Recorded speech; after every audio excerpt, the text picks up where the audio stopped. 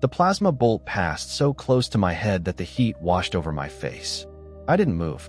I'd already calculated the shot hours earlier, back when I first caught her thermal signature on the ruined skyline of New Chicago sector. High ground, clean angle, predator instinct. Predictable. Kayla Rin had been tracking me for 6 months. Across shattered megacities, through dead colonies and abandoned orbital stations. Long enough for her to believe I was desperate. She was wrong. Human, her voice echoed through the broken towers. You've run well, but the hunt ends here. I stepped out from behind a collapsed magrail pillar, hands raised just enough to look convincing. My jacket was torn, my face dirty, my posture tired. That part mattered. Prey was supposed to look weak. Kayla descended from above with smooth, lethal grace. Obsidian armor. Her amber eyes locked on me. The Dominion's Huntress court didn't rush kills. They studied, pressured, waited. She'd done all of that. What she didn't know was that I'd sensed her presence since the first week. Every escape had been planned. Every near miss allowed. I wasn't running. I was leading. No human survives a hunt this long alone, she said, rifle steady on my chest. That's because most humans think in terms of fights, I replied. Not wars. Her mandibles shifted. Amusement or irritation. Arrogance. I smiled.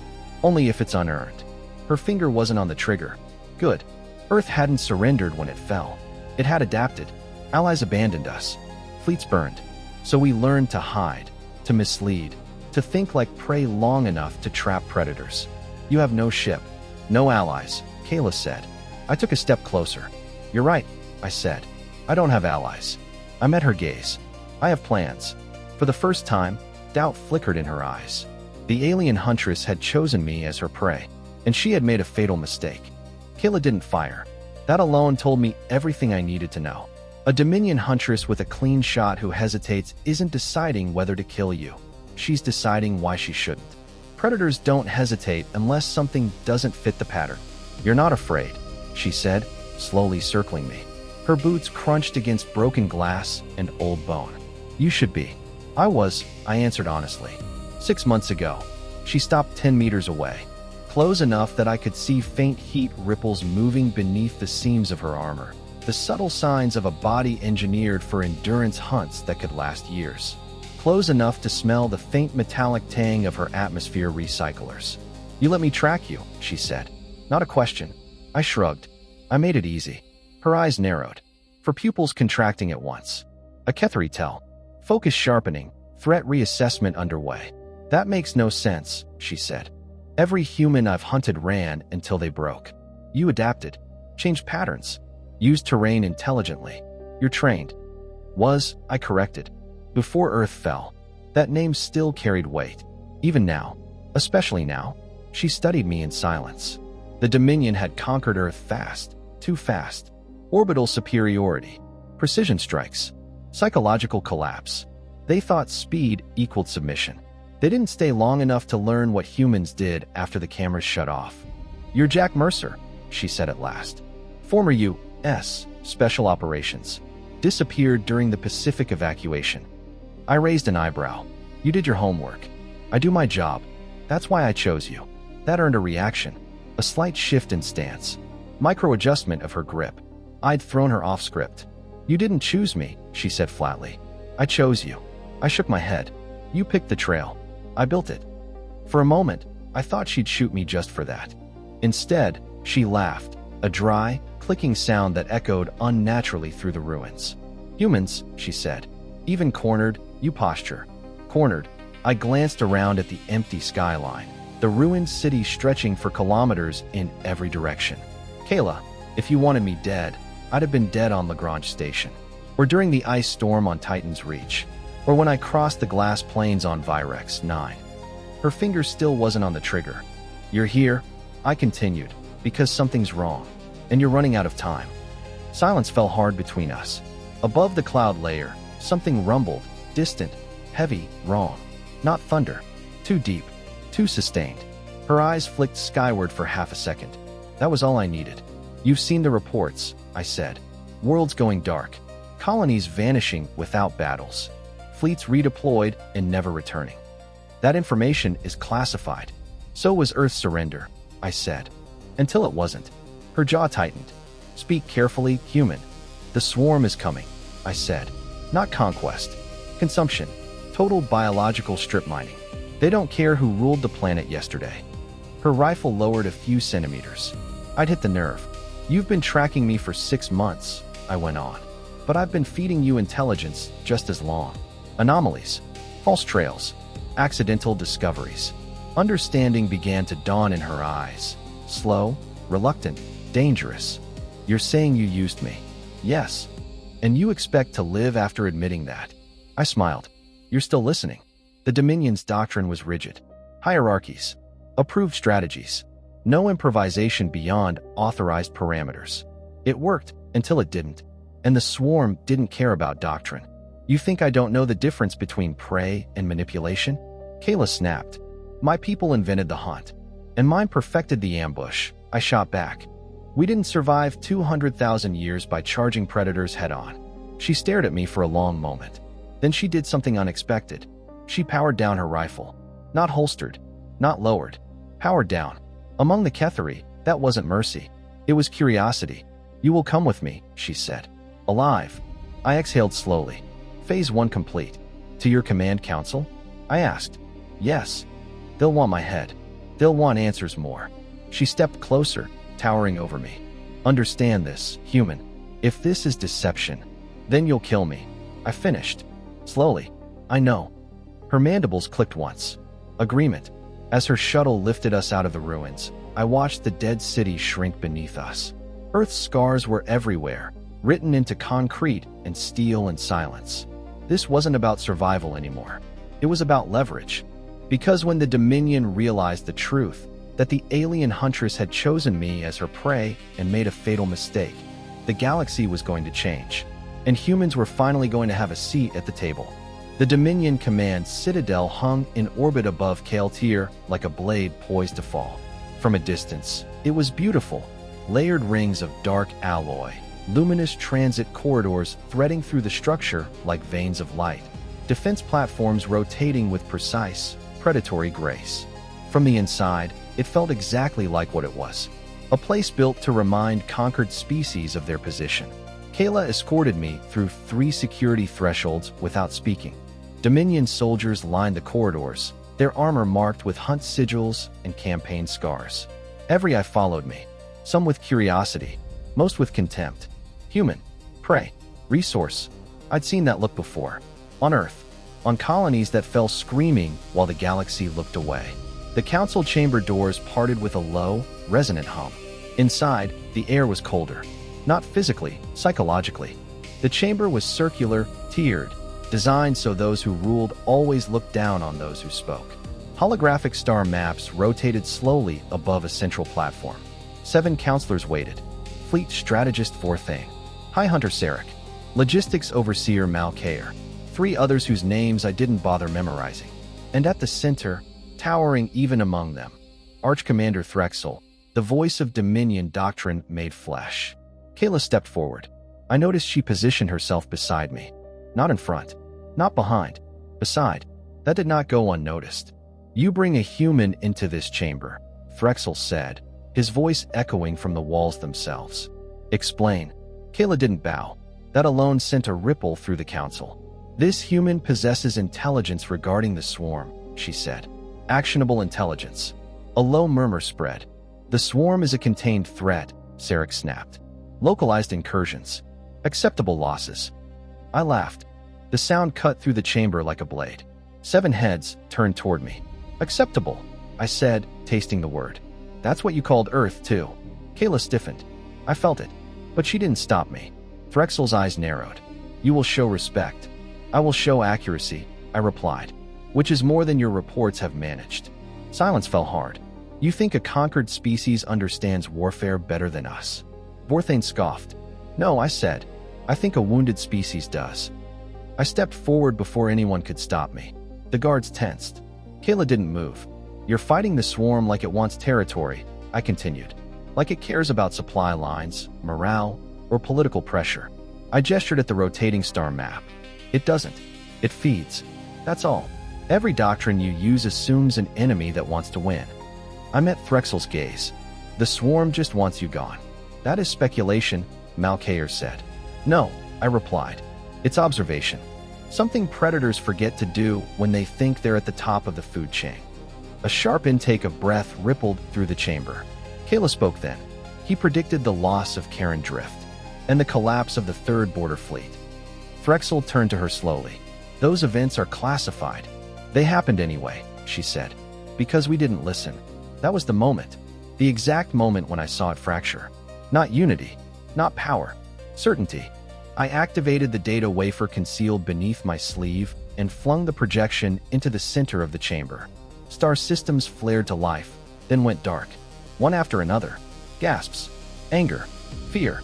These worlds weren't conquered, I said. They were emptied. No survivors.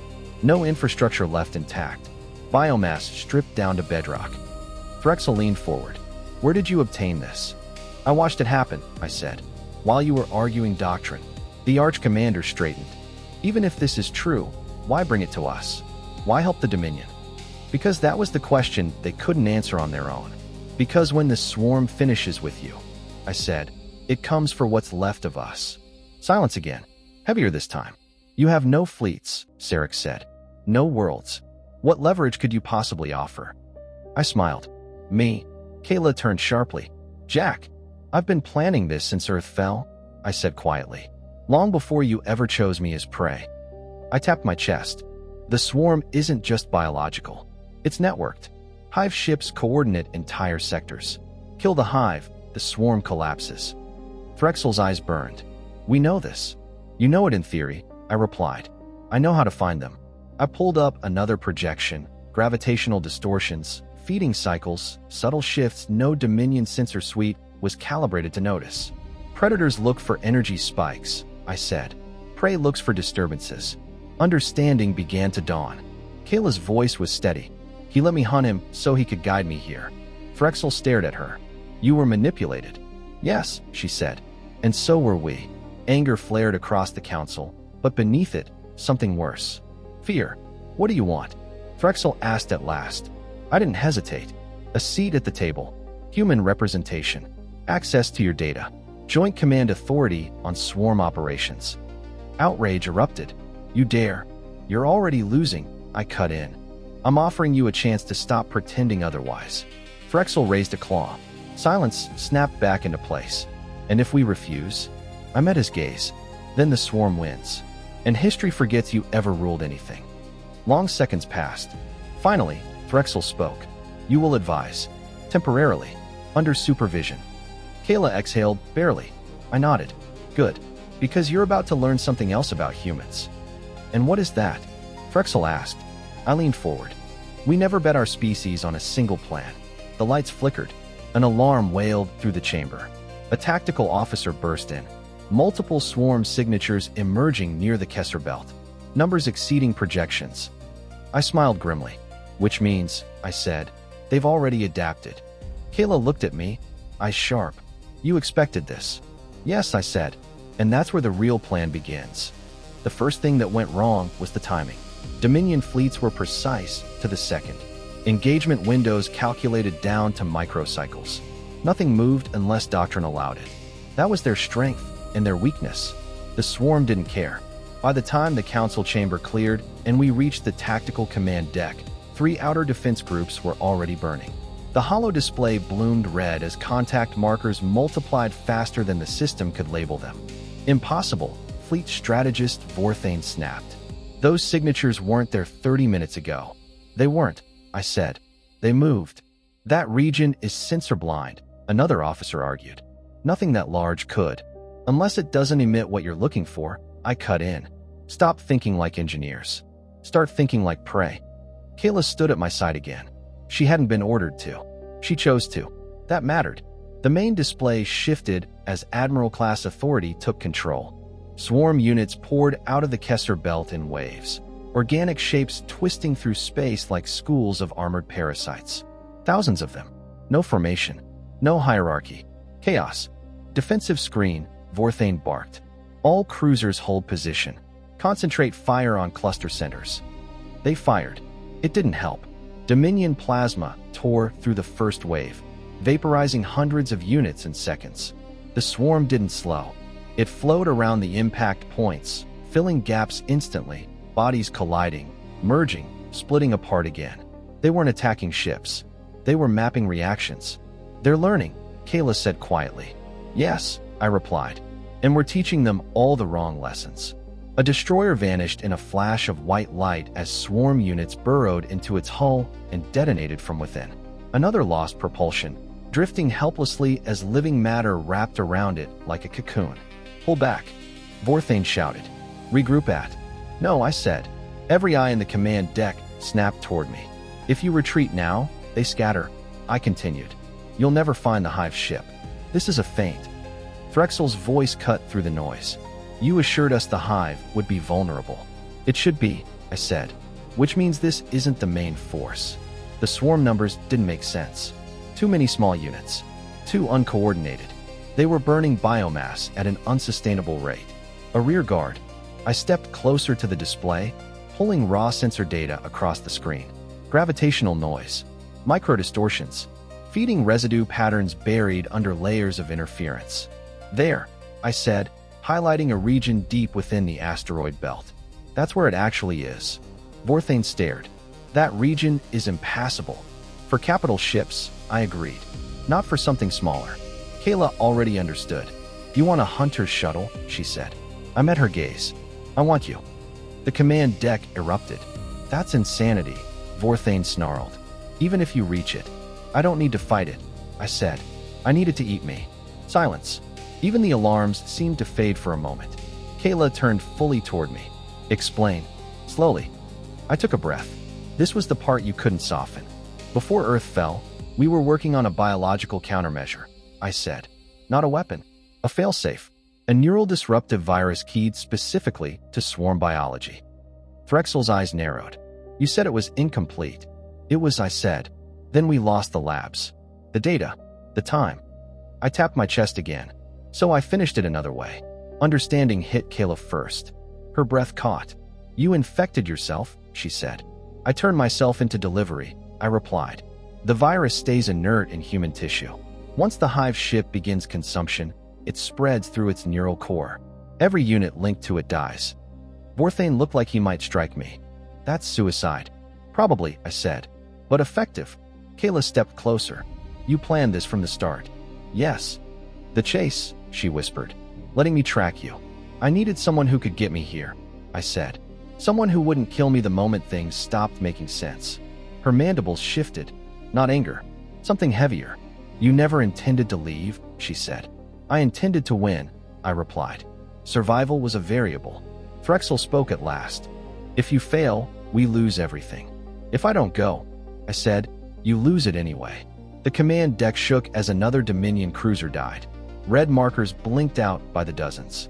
Time was gone. Kayla turned away from the council and toward me. I'll take you, she said. Threxel started to object. She didn't let him. You said we needed to adapt, she continued. This is adaptation. She met my eyes. All four of them. But you're not dying alone. I hesitated. Kayla, you think hunters don't plan for contingencies? She snapped. I'll get you in. And if there's any chance of getting you out, I'll find it. For the first time since Earth fell, I felt something unfamiliar tighten in my chest. Trust. The shuttle launch bay opened ahead of us, alarms screaming, lights flashing red. Outside, the swarm battered the fleet like a living storm. As we boarded, Kayla sealed the hatch and brought the engines to life. You humans, she said, locking the course toward the asteroid field. You don't fight to survive. No, I said. We survive so we can fight. The shuttle plunged forward, threading into chaos. And behind us, the Dominion fleet burned, buying us time with their lives. Time I fully intended to spend. The asteroid field swallowed us whole. Rock and metal filled the viewport in 1,000 chaotic trajectories, chunks of ancient debris spinning fast enough to tear a capital ship apart in seconds. Kayla flew straight into it without hesitation. Her four eyes tracked vectors I couldn't even see yet, hands moving with surgical precision over the controls. Any human pilot would already be dead, she said calmly. Good thing I'm not flying, I replied. She made a clicking sound that I'd come to recognize as something close to laughter. The shuttle screamed as we cut power, drifting instead of flying. letting inertia and calculated nudges carry us through gaps that barely existed. Swarm units swarmed the outer edges of the field, their organic hulls scraping against rock as they hunted larger prey. They didn't see us. Small, quiet, insignificant. That was humanity's specialty now. There, Kayla said, tilting the shuttle slightly. I see it. At first, I didn't. Then the darkness shifted. The hive ship wasn't moving the way machines did. It pulsed. A massive, 3-kilometer mass of living matter fused with asteroid shadow, its surface rippling as if breathing. Veins of bioluminescence ran across it like infected arteries. Even dormant, it felt wrong, like standing near something that hated existence itself. It's feeding, I said. Building mass. Regeneration cycle confirmed. Kayla slowed us to a crawl. Defenses are minimal. For now. For now is all we need. The shuttle drifted closer, hugging debris until the hive ship filled the viewport. Organic weapon nodules twitched weakly, not fully awake yet. A massive opening yawned along its lower hemisphere, soft tissue flexing, pulling in asteroid fragments to be dissolved and consumed. The intake. My entry point. Kayla cut engines completely. The shuttle went silent. 20 minutes, she said. That's all I can give you. That's more than enough. I lied. I stood and checked my gear for the last time. Breather mask. Emergency beacon. A single explosive charge clipped to my belt. Not to escape, but to make sure the virus spread deep enough if something went wrong. Kayla watched me with an intensity that made my skin prickle. You're not afraid, she said. I am, I answered. I just don't let it drive. She stepped closer. Up close, the scars in her armor told stories. Battles survived. Hunts completed. Decisions paid for in blood.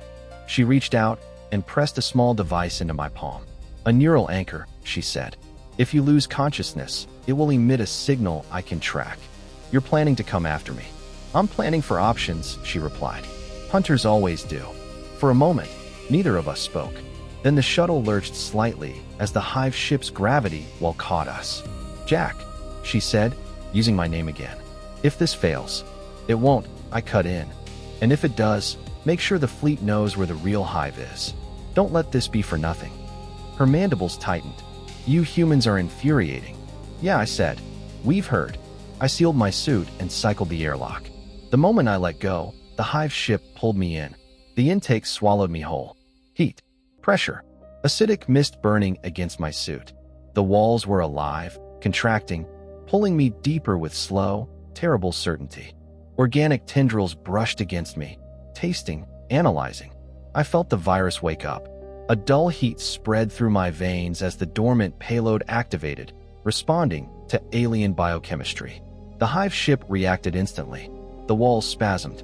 A psychic scream tore through my head, raw and animal, echoed by thousands of distant minds suddenly aware of an infection. The swarm knew. I pushed forward anyway. Inside, the hive ship was a nightmare cathedral of flesh. Pulsing corridors.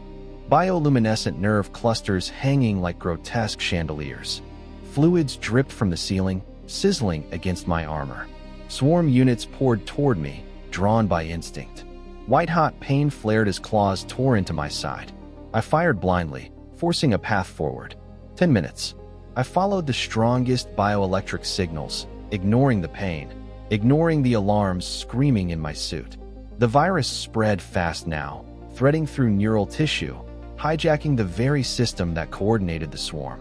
The hive ship convulsed. I reached the neural core just as my vision began to blur. It was massive, a living brain suspended in viscous fluid, tendrils connecting it to every swarm unit in the sector. I didn't hesitate. I dove. The fluid burned like fire. My suit began to dissolve. Skin followed. I screamed, but the sound never left my helmet. The virus detonated. Not an explosion, an unraveling. The neural core spasmed, then began to die. I felt it through the connection, the swarm's collective mind collapsing into static. But I was dying too. 6 minutes. I clawed my way back toward the surface, lungs on fire, limbs barely responding. Darkness crept in at the edges of my vision. A hand closed around my arm. I thought I was hallucinating. Then I saw Kayla. Her armor was scarred, smoking, one arm hanging uselessly as she hauled me free with the other. You don't get to decide when the hunt ends, she growled. You disobeyed orders, I rasped. Constantly. The hive ship began to collapse around us. Corridors ruptured. Swarm units dropped lifeless, twitching as their neural links severed. Kayla ran through the chaos like she was born to it. Because she was. We burst back into the intake chamber with seconds to spare. She threw me into the shuttle, sealed the hatch, and punched the engines. Behind us, the hive ship convulsed once, then went dark. On the tactical display, thousands of red markers vanished simultaneously. It worked. I collapsed back into the seat, barely conscious. Kayla's hands flew over the controls as the shuttle tore free of the asteroid field. Only once we were clear did she look at me. "You're alive," she said, almost surprised. "Annoying habit," I whispered. She exhaled slowly. Outside the viewport, the swarm disintegrated, collapsing across 3 sectors. The Dominion fleet, battered, broken, but alive, began to regroup. For the first time since Earth fell, the galaxy felt quieter. And for the first time, humanity wasn't prey anymore. It was a problem no one could afford to ignore. I woke up to silence. Not the kind that comes after a battle. No distant alarms, no shouted orders, no vibration through the hall. This was deeper, heavier, the kind of quiet that settles in after something fundamental has changed. For a moment, I couldn't remember where I was. Then pain reminded me. Every nerve in my body felt like it had been dragged through fire and rewired incorrectly. My chest burned with each breath. My vision came back in layers, blurred shapes first, then color, then detail. A Dominion medical bay. That alone should have terrified me. White light panels lined the ceiling. Organic mechanical instruments hovered near the bed, humming softly as they scanned my vitals. Tubes fed into my arms and neck, pumping fluids my body only partially recognized. I tried to move. Failed. "Don't," Kayla said. Her voice came from my left. I turned my head slowly. She stood near the observation window, armor removed, wrapped instead in a simple dark mantle that marked her rank. One arm was encased in a regenerative brace, faint energy patterns crawling across its surface. "You tore half your nervous system apart," she continued. "If you move too much, the medics will sedate you again. Permanently, if necessary." "Nice to know I'm still a guest," I muttered. Her mandibles twitched. "You're not restrained." That made me pause. "No cuffs," I said. "No field. No guards." "No," she agreed. That was disgust. I studied her face. Exhaustion clung to her in ways armor usually hid. Not physical fatigue. Hunters were conditioned past that, but something heavier, something emotional, something new. "How bad?" I asked. She didn't pretend not to understand. "The swarm collapsed across 3 sectors," she said. "Every unit linked to that hive ship went dormant or died. Entire fronts went silent within minutes." "And the fleet?" She hesitated. "Just a fraction. We lost ships," she said. "Too many, but not everything." That was as close to grief as Kayla Wren ever got. I closed my eyes briefly. The virus had worked. The gamble had paid off. Humanity was still alive, if only barely. "When I pulled you out," she said quietly, "the medics gave you a 23% chance of survival." I smiled weakly. "Improvement. You're reckless," she said. "You turned yourself into a weapon without certainty you'd live." I had certainty, I replied, that it would matter. She stepped closer to the bed. "Your virus didn't fully integrate," she said. "Your biology rejected parts of it. That's the only reason you're alive." "So I'm defective even as a suicide weapon," I said. "Figures." Her eyes locked onto mine. "You're alive because you planned for failure." That wasn't accusation. It was observation. "You never commit to a single outcome," she continued. "Even when you pretend to." "Humans," I said. "We hedge." She was quiet for a long moment. Then, "The council is in chaos." That got my attention. "They expected celebration," she went on. "Doctrine validated. Enemy destroyed. Instead, they're asking questions they've avoided for decades. Like why a conquered species saved them," I said. "Yes. And why a Huntress disobeyed direct command to do it," I added. Her mandibles tightened.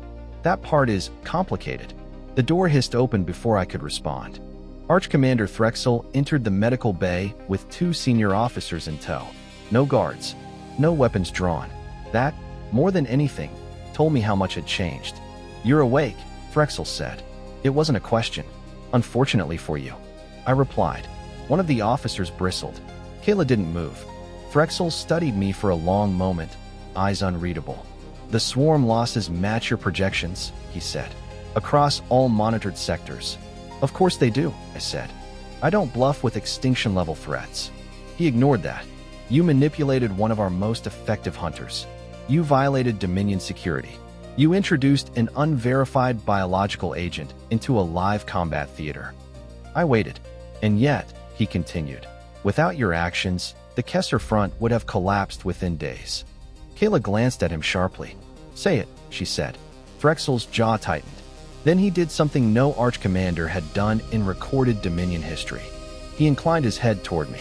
Slightly, but unmistakably. Human Jack Mercer, he said.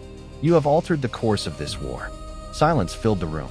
And now, he added, you are a political problem. I laughed, then immediately regretted it as pain lanced through my chest. Welcome to the club, I said. The council is divided, Threxel continued. Some demand your execution. Others want your mind dissected and replicated. Flattering, I said. And some, he said slowly, believe you are proof that our assumptions about humanity are flawed. I met his gaze. We've been saying that for centuries. You want representation, he said. A voice. Yes.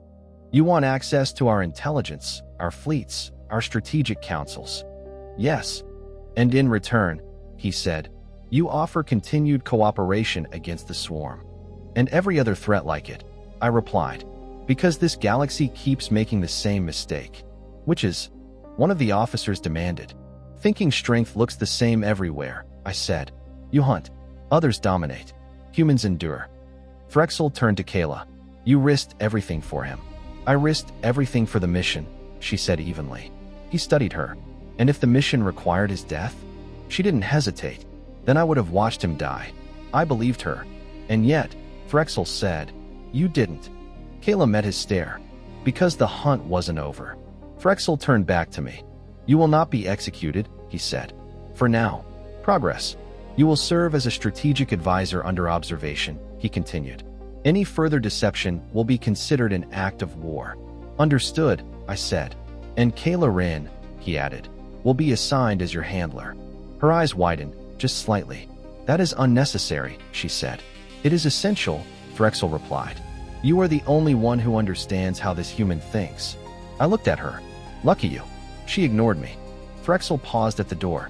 The swarm will adapt, he said. It always does. So will we, I replied. That's the point. When they left, the room felt smaller.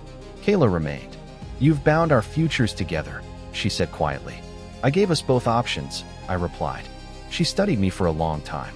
My people don't believe in hope, she said. Only outcomes. And? I asked. She looked out through the viewport, where damaged Dominion ships drifted alongside human-made wreckage salvaged from old battles. I think, she said slowly, that hope might be a weapon we never learned how to use. I smiled, despite the pain. Then stick close, I said. We're very good with weapons. Outside the medical bay, the Dominion fleet reorganized. The war wasn't over. But for the first time, humanity wasn't fighting alone. And the galaxy had learned something dangerous. The alien Huntress had chosen me as her prey, and she had changed everything. The war didn't end with the death of the Hive ship. That was the first hard truth the Dominion had to swallow. 3 weeks after I was released from the medical bay, I stood on the observation deck of the command citadel, watching fleets reposition across a dozen star systems. Repair drones crawled over wounded hulls like insects tending to a fallen giant. New patrol routes. New priorities. New thinking. I leaned heavier on the rail than I liked. My body would recover, mostly, but some damage didn't care about optimism or advanced medicine. Pain had become a constant companion.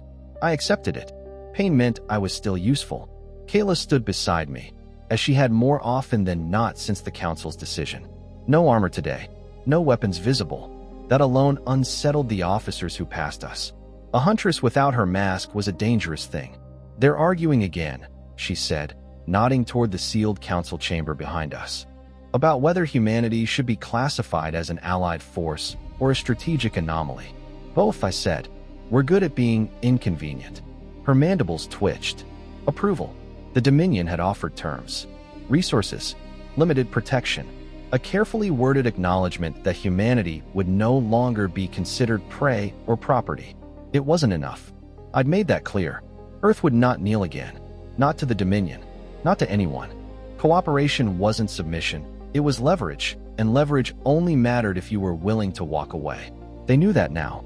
The swarm's remnants still lurked beyond mapped space. Fragmented, feral, dangerous. Other hive ships existed. More enemies would come. The galaxy was too large and too old for peace to last. But humanity finally had something it hadn't possessed since the invasion. A voice, a seat at the table, and allies who had learned, too late, perhaps, but not fatally so, that humans were not defined by what they lost, but by what they were willing to endure. Kayla turned to me. You changed the rules of the hunt. No, I said. I reminded the galaxy why we survived long enough to be hunted in the first place. She studied me, all four eyes steady. My people measure worth by the difficulty of the prey. Then we qualify, I said. For a moment, neither of us spoke. Stars slid past the viewport in slow, endless motion. Somewhere out there, the swarm would regroup. Somewhere else, humans were rebuilding in the shadows, smarter, quieter, more dangerous than before. Kayla extended her hand. A human gesture, awkward for her species, heavy with meaning. Partners, she said. I took it, careful of the claws. Partners, I agreed. The alien Huntress had chosen me as her prey. She hadn't just made a fatal mistake. She'd started a war the galaxy was finally ready to win. Write in the comments whether this story impressed you. If so, write at what point. Thank you for listening to this story to the end. If you want to listen to more such stories, be sure to subscribe to the channel and like this video. You have nothing to lose, and you can change it at any time. Good luck. See you in the next video.